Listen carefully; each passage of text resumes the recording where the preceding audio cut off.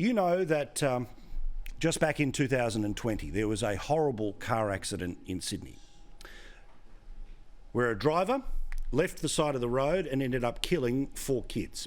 3 of them were for one immediate family, the other was their cousin. At the time, it felt like the whole country stopped to imagine what it would be like to be the families affected by this. Any normal person, any person in their right mind would see this as a tragedy and would say that we need to do something about it. The board has decided to close negotiations. I mean, what sort of bastardry is this? And I just can't understand why the directors of Oatlands Golf Club wouldn't support a memorial. This was a national tragedy. The loss of 4 lives had stopped the nation. We don't know why the board has made that decision, but certainly it's insensitive and very heartless. At least have some heart to let us do those kids. At least somewhere we can visit them. But the whole point is that what you've just heard is the emotional reaction, quite correctly, from people today to the very site where those lives came to an end. The Oatlands Golf Course, not too far from Parramatta, western suburbs of Sydney, where their lives ended by the side of the road, Beddington Road in Oatlands. I used to live in this part of Sydney, so I know it very well. And that exact little patch that you can see there is where the family was promised that they would be able to memorialise those kids who lost their lives for doing absolutely nothing wrong, that on a hot summer's afternoon they were going to get an ice cream. The designs have changed and become more to the club's demand of becoming smaller and smaller, but still they remain central. That there would be 4 specific places to remember the 4 kids who died and an opportunity for people to be able to look at those memorials and to be able to mourn the loss. To this day, 3 of the kids' dad, Danny, goes there at 5 o'clock every single morning. That's where he goes to remember the children that he lost, while he has 3 other children that he's trying to bring up in his home with his beautiful wife. For some bizarre reason, the people who run the Oatlands Golf Club in Sydney have said no to the memorial. The only thing that they would accept would be a very, very small series of stones by the side of the road. Now, can we have a look at that map one more time that shows just how small the area is we're talking about here? We're not talking about something right in the middle of a fairway. We're not talking about something that would mean you have to move a hole. We're talking about something that is currently the rough of the golf course. Somewhere that if you happen to put your ball there, you would be able to lose a shot, take a drop and go back into the middle of the fairway. Yet the heartlessness that has been on show from this golf club, despite the fact that they said that they were there to help in the early days, is a disgrace. Their general manager, who won't front TV cameras, but said this in an email to members that has then been leaked to the media, that as of March 2021, all concepts submitted by Parramatta Council on behalf of the families have been well outside the scale of what had been communicated as appropriate. The board and management recognise the terrible tragedy caused by this accident, while at the same time recognising our responsibility to the club and its members.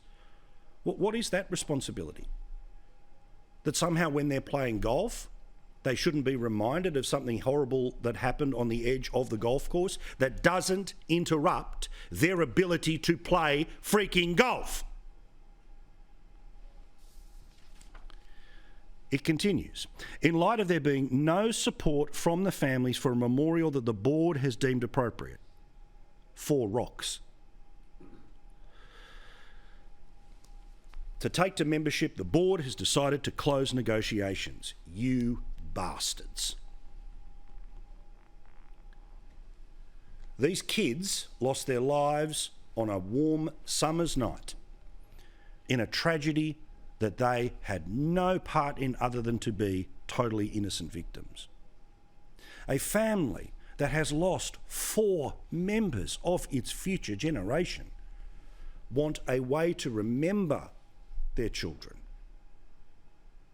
in a way that the community said they wanted as well. That every famous person, politician, normal person sitting at home thought was completely okay.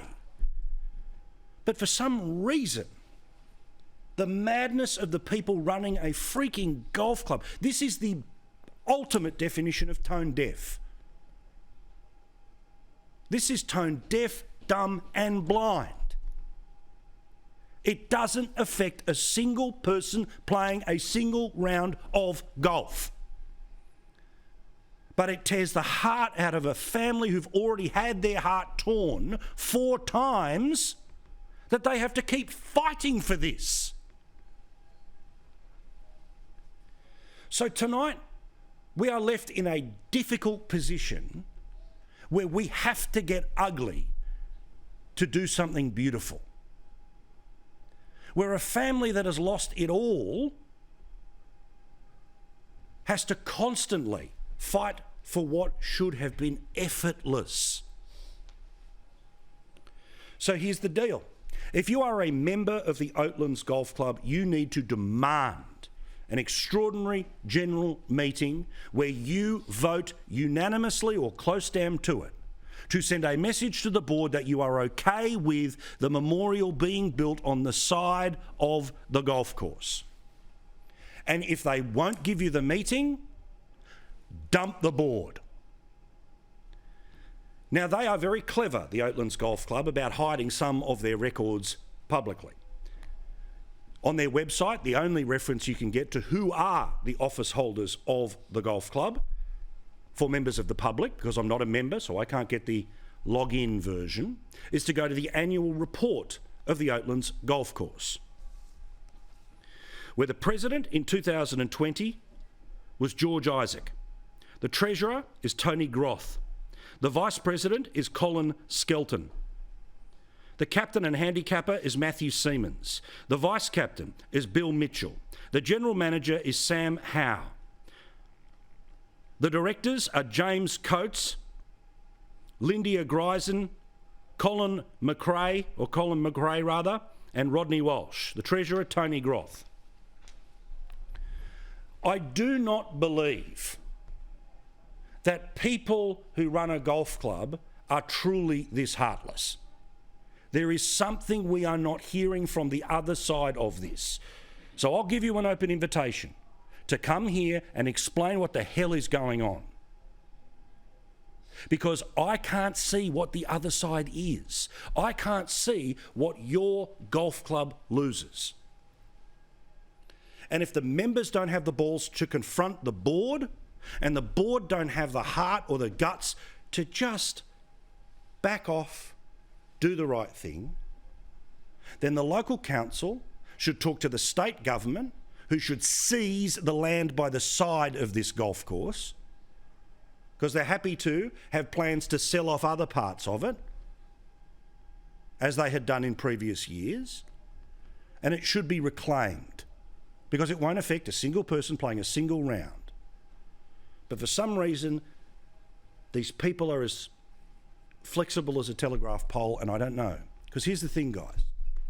Can I appeal to all of the people that I just mentioned, and whoever is on the actual board right now? There is no strength in just digging in. No one thinks that you're doing the right thing by finding ways to say no. You have the power to say something really powerful. Because believe it or not, Danny, who's the father of 3 of these kids, has got such forgiveness in his heart that he and his wife have already said publicly that they forgive the driver who took the life of their kids. So this is a forgiving man. This is a forever man when it comes to your community. Please, as I said, there's ugly ways to do it, there's nice ways to do it, but we're going to do it. These kids deserve to be remembered in physical form that doesn't interrupt anyone. Danny will join us a little bit later in the show. We had a chat beforehand. I love this bloke.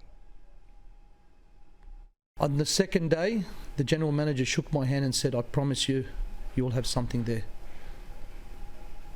And I was a bit overboard, I'll admit that in the beginning, because it was it was fresh. I said, "I'd love to build a chapel, I want to do something," but then I realised, no, that's not right. A commemorative garden is what suits that spot. You know the size of the place by the side of the golf course. You know the size of the memorial. Just do it, please. As I said, we'll come through the back door, the side door, the front door. I'll appeal to your heart, your head, but if we have to kick ass, we will. Because this family deserves it. Danny, a bit later in the show.